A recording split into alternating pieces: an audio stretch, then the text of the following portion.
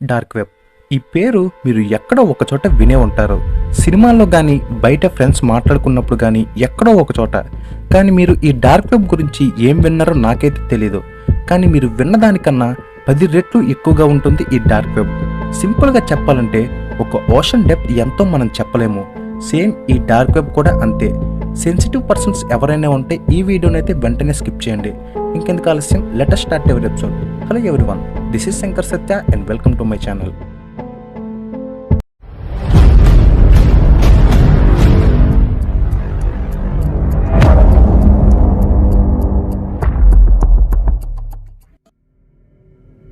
James అనే ఒక worker తన పనిని చాలా చక్కగా చేసుకునేవాడు. ఇన్ఫ్యాక్ట్ చెప్పిన టైం కన్నా ముందే కంప్లీట్ చేసేవాడు. అలా తనకి రోజులో చాలా టైం మిగిలిపోయేది. ఏం చేయాలో అర్థమయ్యేది కాదు.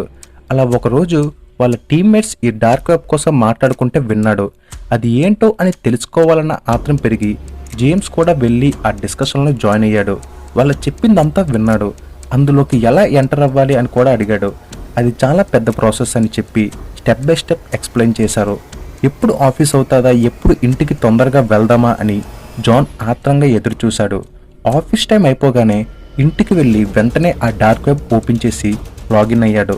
అందులోకి వెళ్ళగానే కొన్ని వందల చాట్ రూమ్స్ ఓపెన్ అయ్యాయి. అందులో నచ్చింది సెలెక్ట్ చేసుకోవచ్చు. ఎందులోకి వెళ్ళాలా అని ఆలోచిస్తున్నాడు.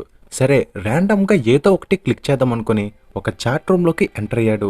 అందులో ఏవేవో పూజలు చేస్తూ ఏవేవో మంత్రాలు చదువుతూ ఉన్నారు. ఎందుకో తేడా కొట్టి భయమేసి ఎగ్జిట్ అయిపోయాడు. ఇంకో ఛానల్లోకి ఎంటర్ అయ్యాడు. అక్కడ చాట్ అలా అవుతూనే ఉంది. ఆ రూమ్లో ఒక మనిషి చేతికి కట్టేసి ఉంచారు. కింద చాట్లో మాత్రం ఎవరికి నచ్చింది వాళ్ళు చెప్తున్నారు. ఒకడు హ్యాండ్ లోపల స్క్రూ కొట్టమంటున్నాడు. ఇంకోడైతే లెగ్స్ని యాసిడ్తో కడగమంటున్నారు. దానికోసం మనీ కూడా వేస్తున్నారు. ఇదంతా చూసి జేమ్స్కి భయమేసి ఒక్కసారిగా గట్టిగా అరిచాడు. పాపం జేమ్స్ తన మైక్ని అన్మ్యూట్లో ఉన్నట్లు చూసుకోలేదు. వెంటనే చాట్ రూమ్ నుండి ఎగ్జిట్ అయిపోయి చాలా భయపడ్డాడు. డార్క్ వెబ్ అంటే ఇలా ఉంటుందా అని అనుకున్నాడు. ఇంకెప్పుడు దాని జోలికి పోకూడదని అనుకున్నాడు. ఆ నెక్స్ట్ డే ఆఫీస్కి వెళ్ళాడు. కానీ ఏదో భయం, తన్ని ఎవరో ఫాలో అవుతున్నట్లు. రోజు ఆఫీస్కి దర్జాగా వెళ్ళి వచ్చేవాడు. కానీ ఆ రోజు నుండి భయంగా వెళ్ళడం స్టార్ట్ చేశాడు. ఆఫీస్లో కూడా ఈ విషయం గురించి ఎవ్వరికీ చెప్పలేదు. సరిగ్గా 2 days బ్యాక్ ఒక అన్నోన్ నెంబర్ నుండి మెసేజ్ వచ్చింది. ఈ మెసేజ్ ఏంటి ఇలా ఉందని సరిగ్గా పట్టించుకోకుండా వదిలేశాడు. ఆ రోజు కూడా జేమ్స్ ఎప్పట్లానే తన వర్క్ని తొందరగా ఫినిష్ చేశాడు. కానీ ఇంటికి వెళ్లకుండా కాసేపు ఆఫీస్లోనే టైం స్పెండ్ చేశాడు. కాసేపు అయ్యాక ఆఫీస్ నుండి ఇంటికి స్టార్ట్ అయ్యాడు. డైలీ ఇంటి గేట్ తీసేసరికి వాళ్ళ డాగ్ పరిగెత్తుకుంటూ వస్తుంది. ఆ రోజు మాత్రం రాలేదు. ఏంటి ఇంకా రాలేదని లోపలికి వెళ్ళగానే చాలా స్మెల్ వచ్చింది. ఏంటని చూడగానే జేమ్స్ పడుకునే బెడ్ మీద వాళ్ళ డాగ్ని చంపేసి ఆ బాడీ పార్ట్స్ని ఎగ్జిబిషన్లో పెట్టినట్టు పెట్టారు. పక్కనే ఒక లెటర్ కూడా ఉంది. అది ఓపెన్ చేయగానే, ఈసారికి నీ డాగ్తో సరిపెట్టుకున్నాం, నెక్స్ట్ టైం ఏదైనా తేడా వస్తే ఆ బెడ్ మీద ఉండేది నువ్వే అని రాసి ఉంది. భయమేసి ఇంకా ఊరు ఖాళీ చేసి వెళ్ళిపోయాడు. జేమ్స్ అప్పటి నుండి ఇంకెప్పుడు డార్క్ వెబ్లోకి లాగిన్ అవ్వలేదు. అసలు ఈ వెబ్స్ ఏంట్రా బాబు అని అడిగితే మనకి టోటల్ 3 వెబ్స్ ఉంటాయి. ఫస్ట్ది సర్ఫేస్ వెబ్, మనం డైలీ వాడే ఫేస్బుక్, అమెజాన్ ఇలాంటి వెబ్సైట్స్. రెండోది డీప్ వెబ్, దీన్ని మనం నార్మల్గా యాక్సెస్ చేయలేం. వీటికంటూ సెపరేట్ బ్రౌజర్స్ ఉంటాయి. ఇందులో మన ఐడెంటిటీ ఎవ్వరికీ తెలీదు. Coming to privacy and security, మనకి సర్ఫేస్ వెబ్లో కంటే డీప్ వెబ్లో చాలా సెక్యూరిటీ ఉంటుంది. మనం ఈ డీప్ వెబ్లో ఏం చేస్తున్నామో ఏం కొంటున్నామో ఎవ్వరికీ తెలియదు. మన యూజర్ నేమ్స్ అండ్ పాస్వర్డ్స్ అంతా ఈ డీప్ వెబ్లోనే స్టోర్ అయి ఉంటుంది. ఈ డీప్ వెబ్ అప్రాక్సిమేట్గా 90% ఉంటుంది. అంతేకాదు గవర్నమెంట్ రిసోర్సెస్, మెడికల్ రికార్డ్స్ ఇలాంటి డేటా కూడా ఈ డీప్ వెబ్లోనే ఉంటాయి. జనరల్గా ఈ డీప్ వెబ్ని సెక్యూరిటీ పర్పస్ కోసం యూజ్ చేస్తారు. కానీ ఇందులో కూడా కొన్ని ఇల్లీగల్ యాక్టివిటీస్ జరుగుతాయి.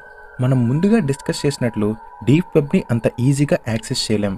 అది యాక్సెస్ చేయాలంటే టార్ అనే ఒక బ్రౌజర్ని మనం యూజ్ చేయాలి. ఆ టార్ బ్రౌజర్ ఆనియన్ షేప్లో ఉంటుంది. ఎవరన్నా ఈ డీప్ వెబ్లోకి ఎంటర్ అవ్వాలంటే ఖచ్చితంగా ఈ టార్ బ్రౌజర్ని యూజ్ చేయాల్సిందే. ఎందుకంటే టార్ బ్రౌజర్ తన అడ్రస్ని టైం టు టైం చేంజ్ చేస్తూ ఉంటుంది. మన సినిమాల్లో చూసే ఉంటారు.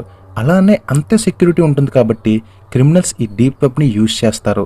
ఈ డీప్ వెబ్లో వెపన్స్ని, డ్రగ్స్ని కూడా అమ్ముతారు.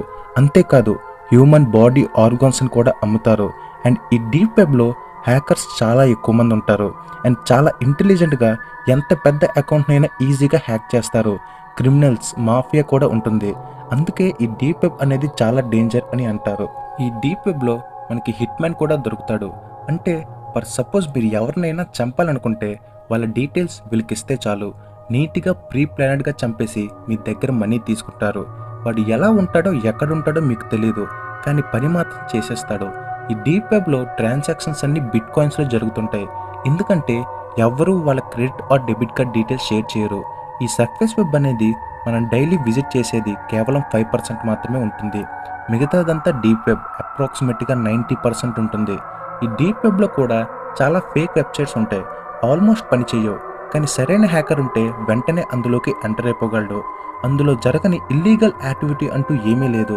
ఈ ప్రపంచానికి మరో ఫేస్ ఉంటే అదే క్రుయాలిటీ ఈ వెబ్లో ఉంటుంది. అందుకే ఈ వెబ్లోకి ఎంటర్ అవ్వడం అంత ఈజీ కాదు, అండ్ ఎవ్వరూ వెళ్ళరు కూడా. So finally deep web is nothing before dark web. వీడేంటి డార్క్ వెబ్ అని చెప్పి డీప్ వెబ్ కోసం చెప్తున్నాడు అనుకుంటున్నారా? డీప్ వెబ్కి డబల్ ఉంటుంది ఈ డార్క్ వెబ్. ఒక్క మాటలో చెప్పాలంటే ఆన్లైన్లో చూసే ఒక నరకం. అందులోకి వెళ్ళిన ప్రతి ఒక్కడు బయటికి కనబడని సైకోలే. ఆ డార్క్ వెబ్ కోసం వింటేనే మీకు భయమేస్తుంది కదా. ది డార్క్ వెబ్ పార్ట్ 2 వీడియోలో డార్క్ వెబ్ కోసం డెప్త్గా చెప్తాను. ఆ వీడియోని కనుక మీరు మిస్ అవ్వకూడదు అనుకుంటే కింద బెల్ సింబల్ని యాక్టివేట్లో పెట్టుకోండి. సో ఇలాంటి interesting videos and unknown facts కోసం మన ఛానల్ అయితే సబ్స్క్రైబ్ చేసుకోండి. Hello everyone, this is Shankar Satya signing off. జై హింద్.